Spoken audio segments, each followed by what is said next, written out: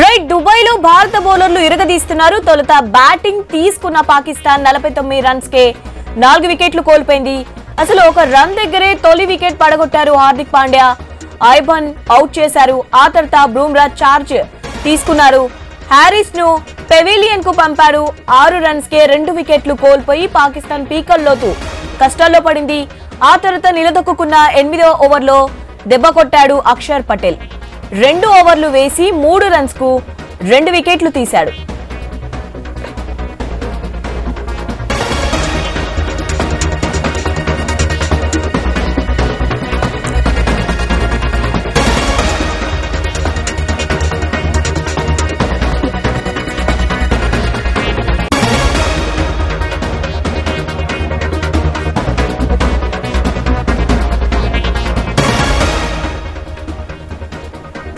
Right Dubai లో భారత బౌలర్లు ఇరగదీస్తున్నారు. తొలుత బ్యాటింగ్ తీసుకున్న పాకిస్తాన్ 49 రన్స్ కే 4 వికెట్లు కోల్పోయింది.